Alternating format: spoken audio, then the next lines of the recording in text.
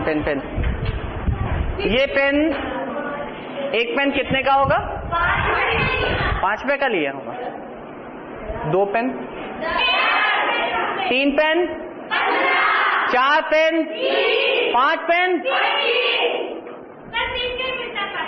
5 pen में भी इसका मिलता है क्यों? 5 पेन,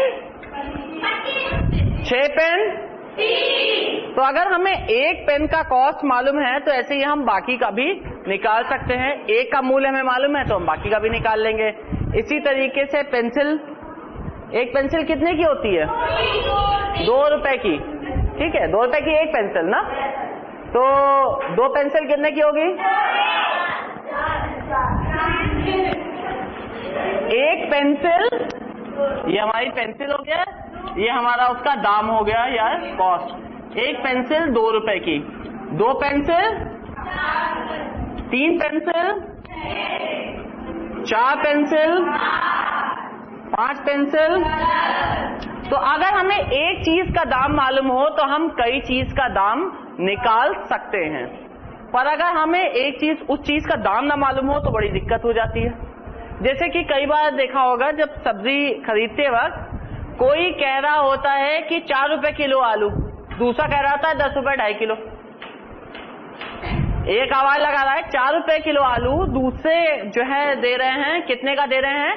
10 रुपए का 2.5 किलो। अब ये समझ में नहीं आ रहा है कि आखिर महंगा कौन है और सस्ता कौन है। भाई लेते वक्त ये तो देखना ही पड़ेगा ना कि सस्ता है कि नहीं है। भाई या तो क्वालिटी का फर्क ना हो, पर अगर एक ही जैसी क्वालिटी है तब तो फिर ये देखना पड़ेगा रेट कितना है। तो हम ने देखिए, नाम ने, एक का नाम क्या ले लें? ए ले लें, दूसरे का नाम बी ले लें। इन्होंने कहा भाई 4 रुपए किलो है, हर किलो का 4 रुपए। इन्होंने क्या कहा? 10 रुपए कितने? 2.5 किलो। तो हम पहले ये देखेंगे कि 1 किलो कितने का, 2.5 किलो कितने का? 10 रुपए का। तो अगर 1 किलो का दाम निकाले तो कम होगा कि ज्यादा? कम होगा। ठीक है, तो कम निकालने के लिए हम क्या कर सकते हैं? इसे भाग दे दें। ठीक है, कम जब निकालना होता है तो क्या करेंगे? भाग देंगे। 10 को हम किससे भाग दे रहे हैं? 2.5 से। 2.5 से 10 को किससे भाग दे रहे हैं? 2.5 से। 2.5 को 2 बार लो तो कितना हो गया? 5। 3 बार लिया तो 4 बार लिया तो, यानी कितनी बार है ये? अरे ये क्या, 1 किलो कितने का? वो कितने का दे रहा था? दोनों बराबर ही दाम पे दे रहे थे, पर लग कैसे रहा था कि वो 10 रुपए का 2.5 किलो दे रहे हैं। ये लग रहा था ना 10 का ज्यादा दे रहे हैं, 2.5 किलो दे रहे हैं, पर बात एक ही है। तो हमें लिए सबसे बड़ी चीज क्या है कि अगर 1 केजी का दाम मालूम पड़ जाए किसी एक चीज का, तब हम उसे बराबरी से तौल सकते हैं या तुलना कर सकते हैं कि कौन ज्यादा है, कौन कम है, कौन महंगा है, कौन सस्ता है। तो इसके लिए हम क्या करते हैं? 1 के आधार पे चीजों को निकालते हैं। ठीक है, और कुछ चीजें कौन कौन सी जो है मिलती हैं इकट्ठे में, जैसे पसेरी में मिलती है ना चीजें। ठीक है, किसी का दाम आप लोग बताएंगे? आलू पसेरी में कितना होता है? 5 किलो। तो ठीक है, पसेरी है, कितने रुपए का होगा एक पसेरी? 20 रुपए का। मान लो एक पसेरी यानी कि 5 किलो कितने का है? 20 रुपए का। तो 1 किलो कितने का होगा? कम का होगा। जब कम का होगा तो हम किससे क्या करेंगे? डिवाइड कर देंगे, भाग कर देंगे 4, यानी 1 किलो कितने का पड़ा? 4 रुपए का। ठीक है, तो 1 किलो जब हमारे लिए आइडिया पड़ गया तो हम कहेंगे भैया 1 किलो 4 रुपए का है, हमें 2 किलो की जरूरत है, 2 किलो दे दो। तो 8 रुपए उसको दिया और काम बन गया। ठीक है, 800 रुपए क्विंटल गेहूं। 1 क्विंटल गेहूं 800 रुपए। 1 क्विंटल कितना होता है मालूम है? 100 किलो। गुड, 100 किलो गेहूं 800 रुपए का। अब 1 किलो गेहूं कितने का होगा? क्या करोगे? भाग दोगे कि गुणा? भाग। 8 रुपए का। तो 8 रुपए का 1 किलो गेहूं है। भाई किसी ने ये कहा कि 1 क्विंटल गेहूं 800 रुपए का। अब 1 क्विंटल तो हम नहीं खरीदने वाले ना, 100 किलो हम क्या करेंगे इतना। भाई दुकान लगानी हो तो बात अलग है, अपने खाने के लिए तो इतना नहीं चाहिए। मान लो हमें 20 किलो गेहूं चाहिए, ठीक है, 20 किलो गेहूं चाहिए अपने घर के खर्चा चलाने के लिए, महीने के लिए। और उससे जब हम रेट पूछने गए तो उसने कहा 1 क्विंटल का रेट। भाई मेरे 20 किलो हमें भी दे दो। पर वो 20 किलो का कोई भी दाम ले ले तो चलेगा नहीं ना, हमें देखना पड़ेगा 1 किलो का कितना है, उसी हिसाब से लेंगे। या मान लो हमारी जेब में अभी आज 200 रुपए लेके गए, मान लो 200 रुपए लेके गए, तो हमें ये देखना पड़ेगा ना कि 200 रुपए में हम कितना गेहूं खरीद सकते हैं। तो पहले 1 किलो का दाम हमें मालूम पड़ गया 8 रुपए, ठीक है, 20 किलो की जरूरत थी। अब हम 20 किलो देखेंगे कि क्या 20 किलो हमारे 200 रुपए में आता है या नहीं आता है। अगर आता है तो खरीद लेंगे, नहीं आता है नहीं खरीदेंगे। तो 1 किलो 8 रुपए का, तो 20 किलो कितने का, ज्यादा होगा कि कम? इससे क्या होगा, ज्यादा होगा तो क्या करेंगे, गुणा करेंगे। ज्यादा होगा तो गुणा करेंगे, कम होगा तो भाग देंगे। तो कितना आया, 160। भाई 200 रुपए हमारे पास था, 160 रुपए का गेहूं है, खरीद लेंगे, कोई दिक्कत नहीं है। क्या चीज, 200 रुपए का 25 किलो मिल सकता है। 200 रुपए का 25 किलो मिल सकता है, ये भी बात सही है कि भाई मान लो 200 रुपए हैं हमारे पास, अब कितना किलो खरीद सकते हैं ये नहीं मालूम। तो हमें ये तो मालूम है ना कि 8 रुपए का हम 1 किलो खरीद सकते हैं, 8 रुपए का 1 किलो। तो अगर हम 1 रुपए का कितना किलो खरीद सकते हैं, कम खरीदेंगे ना, यानी 1/8। और 200 रुपए का ज्यादा होगा कि कम, तो इसको गुणे कर दे 200 से, कम होता है तो भाग देते हैं, ज्यादा होता है तो गुणा कर देते हैं। अब ये 200/8, 8 की टेबल पढ़ोगे 200 तक तो करेगा, इससे अच्छा क्या करो, काट दो। ये कितना है, 2 से काटा 100 बार, और ये कितना आया 4 बार, फिर ये काट दिया 50 बार, ये कितना आया 2। अब कितनी बार जाएगा, 25। तो ये क्या हुआ, 25 किलो, जैसा कि इसने बताया था। कितना, 200 रुपए में हम 25 किलो खरीद सकते हैं। पर फिर से देखो हमने क्या किया, 8 रुपए में 1 किलो, तो 1 रुपए में कितने किलो, कितने किलो क्या, एक्चुअली कुछ ग्राम आएगा किलो का भाग, ठीक है। तो 8 रुपए में 1 किलो, 1 रुपए में 1/8 किलो, ठीक है। 1/8 किलो कितना हुआ, 100 ग्राम, 125 ग्राम, 125 ग्राम। कैसे, अगर गौर से देखो 1 किलो क्या होता है, 1000 ग्राम, उसको जब 8 से डिवाइड करोगे तो 125 ग्राम आएगा, ठीक है। तो अब ये हमारा मालूम पड़ गया कि 1 रुपए में 125 ग्राम गेहूं मिलता है। तो ये देख लेते हैं भाई 200 रुपए में कितना मिलेगा, उसको हम लोगों ने निकाल दिया, कितना आया 25 किलो। पर अगर गौर से देखो, हमने जब पैसा निकालना था तो किलो को 1 में निकाला, जब किलो निकालना था तो पैसे को 1 में निकाला, पर हमेशा किसके आधार पे निकाला, 1 के आधार पे, ठीक है। तो 1 के आधार पे जब हम निकालते हैं तो इस नियम को हम क्या कहेंगे, एक नियम। पहले 1 के आधार पे, फिर जब 1 मालूम पड़ गया तो जितने कहो उसके बारे में बता देंगे, 2 कहो 2 के बारे में बता देंगे, 3 कहो 3 के बारे में बता देंगे, 4 कहो 4 के बारे में बता देंगे। मान लेते हैं कि हम सस्ते बॉल पॉइंट पेन खरीद रहे थे और हमें 8 पेन 24 रुपए के पड़े, ठीक है, 8 पेन 24 रुपए के पड़े, ठीक है। जब हमने चेक किया तो हमारी जरूरत 8 पेन की नहीं थी, हमारी जरूरत कितने पेन की थी, 24 पेन की थी। चलो 24 पेन की हमारी जरूरत थी और 8 पेन 24 रुपए के नहीं मिल रहे थे। तो पहले हम ये देखते हैं कि पहले एक पेन कितने का पड़ता है। ठीक है, तो 8 रुपए का 8 पेन 24 रुपए के, तो एक पेन कितने का, क्या किया 24/8 कितने का आया, 3 रुपए का एक पेन आया और खरीदने कितने 24 पेन, तो कितना होगा 3 को किससे गुणा करेंगे 24 से, कितना आया 72, बिल्कुल सही, कितना आया 72। तो बड़ा आसान हो गया, जब एक का निकल आया तो 24 कहो, 48 कहो, 1 कहो, 2 कहो, 10 कहो, सब आसान हो जाता है। तो हमें बस एक के आधार पे निकालना है और सवाल आसान हो जाएगा। ठीक है,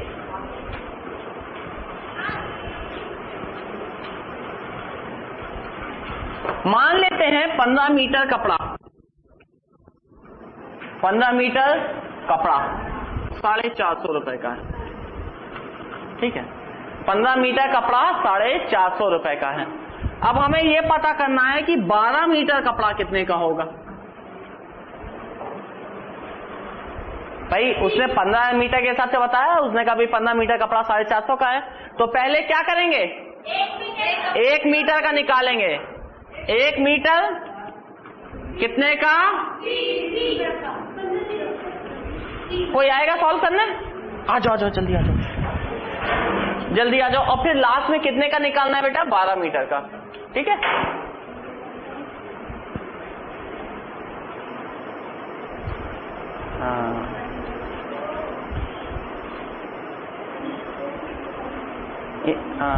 यहाँ पे लिख दो एक बार, कितना हो गया, इक्वल टू करके लिख दो, जैसे सबको साफ साफ नजर आ जाए। बराबर कितना हुआ, कितना बचा 30। ठीक, अब कितने का निकालना है 12 मीटर का। वो ऐसे लाइन में तो लिख दो, वो तो लिख दो 12 मीटर कितने का, जैसे लिखते हैं ना। हम ऐसे क्यों ऐसे लिखते हैं, जैसे अगर कोई और भी पढ़े तो वो समझ में आ जाए भी क्या हुआ था। मान लो हमने तो समझ लिया कितना था, पर घर में अगर किसी ने कहा बेटा ठगा है, तो उसको समझा तो सको, नहीं नहीं देखो गौर से देखो, हम ठगे नहीं हैं, सही से खरीद के लाए हैं। 300, बाकी सबका निकल गया। करो करो करो करो करो करो करो, अपना करते रहो, करते रहो, अपना भी करते रहो, अपना करते रहो, ये देखा करो किसका जल्दी हो जाता है।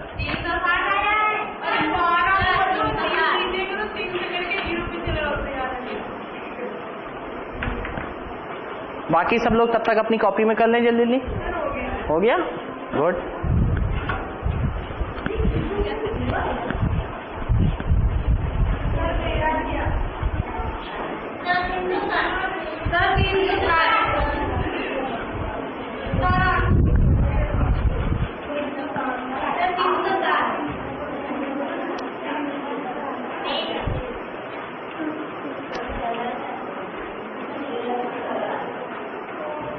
ठीक है, 360 रुपया। अब मान लो किसी जगह पे, किसी घर में कंस्ट्रक्शन के लिए 8 मजदूर काम करते हैं। ठीक है, 8 मजदूर काम करते हैं और इन 8 मजदूर को उनके काम के लिए दिन भर के हिसाब से 720 रुपए दिया जाता है। ठीक है, तो ये कितना है, उनको पेमेंट कितना दिया जा रहा है, और ये क्या है, मजदूर हैं जो काम कर रहे हैं। हमारी जरूरत ये पड़ गई कि 8 मजदूर से जल्दी बन नहीं रहा था, तो भाई हमने कहा 2-4 मजदूर और ले लेते हैं, काम जल्दी से हो जाए। तो उसके बदले हमें 13 मजदूर की जरूरत पड़ गई। अब इन 13 मजदूर को कितना देना पड़ेगा उसी हिसाब से मान क्या लेते हैं, हर मजदूर बराबर बराबर पा रहा है। ठीक है, मजदूरों का रेट बराबर होता है, मिस्त्री का रेट अलग होता है। ठीक है, तो चूंकि सब मजदूर हैं, सबका बराबर बराबर ही होगा। तो ये बताओ 13 मजदूर कितने पैसा देना पड़ेगा, कौन आएगा बोर्ड पे, आ जाओ जल्दी आ जाओ जल्दी आ जाओ जल्दी। बाकी सब कॉपी में कॉपी में कॉपी में। देखिए देखिए जल्दी जल्दी कौन करता है।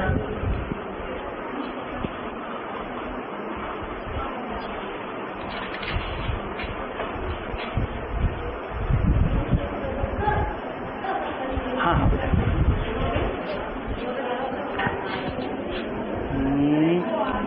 या तो इसमें पहले मल्टी।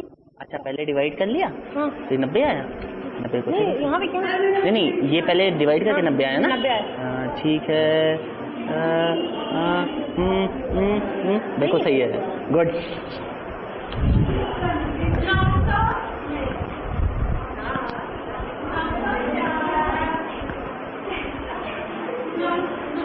नौ सौ नहीं नहीं नहीं। हाँ हाँ हाँ हाँ सही है सही है सही है।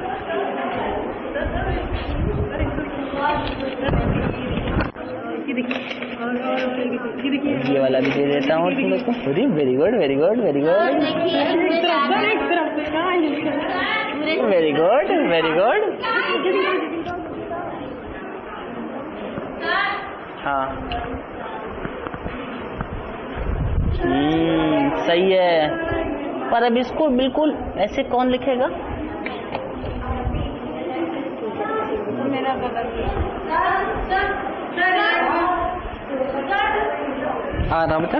13 का ये देखिए सही है। नहीं जल्दी जल्दी जल्दी जल्दी। अरे वेरी गुड। अरे एक में इतना ऐसे यही सही है। ये गड़बड़ है। 1007 1007 है। पक्का पक्का पक्का पक्का गड़बड़ है।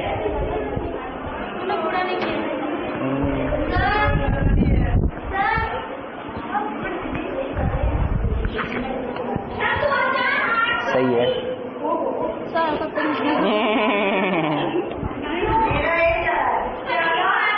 तुम बताओ क्लास में सर मेरा आंसर ही नहीं आ रहा है इतने में।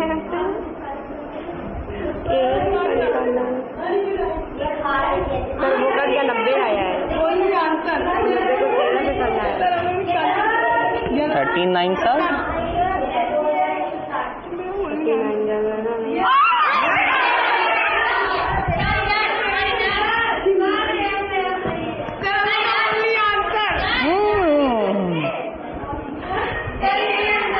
आंसर सही है बिल्कुल सही।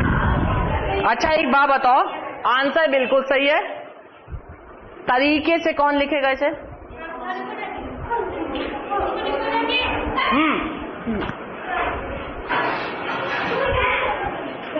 पहले कैसे करते हैं? पहले 1 के लिए लिखेंगे फिर 13 के लिए लिखेंगे। ठीक है। नहीं आता। अच्छा ठीक है लिख दो कोई बात। पहले जल्दी ना किया करो। 1 के लिए निकाल लो। ठीक है। और 1 के लिए मेरे ख्याल से करीब करीब सभी का सही आ गया था। 90 आ गया था। गड़बड़ी क्या हुई? 13 को जब 90 से गुणा करने चले तो फिर वही गुणे वाले तरीके आप लोग ने अपनाने लिए और उसमें हो जाती है गड़बड़ी। 13 की पहाड़ा आता है ना। 13 की टेबल आती है ना। 39 साल 117। 13 को जब 9 से गुणा किया 117 आया। 1 0 लगा दिया। खत्म। तुरंत बात खत्म।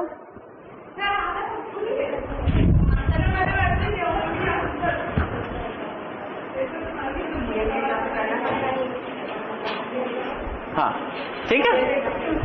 अब हमने क्या लिखा? 8 मजदूरों को 720 रुपए भत्ता देना पड़ता है। तो एक मजदूर को 90 रुपए भत्ता देना पड़ता है। तो 13 मजदूर को 1170 रुपए भत्ता देना पड़ेगा। ठीक है। जब आप अपनी कॉपी में लिखें तो पूरा सेंटेंस लिख लिया कीजिए क्योंकि हम लोग यहाँ पे खूब सारे क्वेश्चन करने ना। जल्दी जल्दी जल्दी जल्दी। तो इसलिए देख रहे हैं क्या रखेंगे? 8 मजदूर को 720 रुपए भत्ता देना पड़ता है। तो एक मजदूर को 90 रुपए भत्ता देना पड़ता है। तो 13 मजदूर को 1170 रुपए भत्ता देना पड़ता है। एक कार जो है 3 घंटे तक मान लो कार चल रही है। ठीक है। 3 घंटे में वो 165 किलोमीटर चलती है। कितने? 165 किलो। तो कितने घंटे में, कितने घंटे में वो 440 किलोमीटर चलेगी?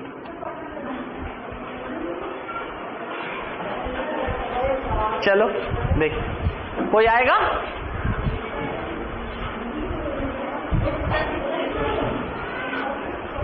देखो इसमें करना क्या है, गौर से देखो, आना, अच्छा अच्छा जल्दी आ जाओ, जल्दी आ जाओ।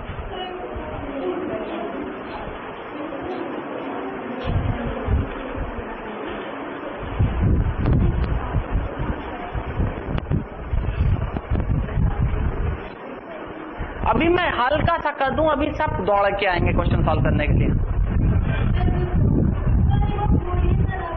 अब देखो जरा सा मुझे क्या करना है, यहां पे अभी तुम लोग सोच रहे हो, ये वाला कॉलम उठा के मैंने यहां लिख दिया।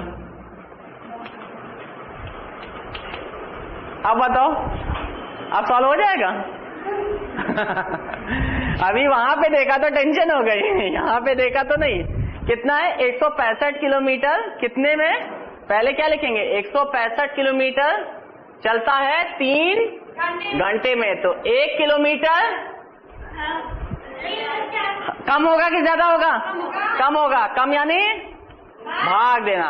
अब इसको अभी भाग देने की जरूरत नहीं है, नेक्स्ट स्टेप कर लेते हैं।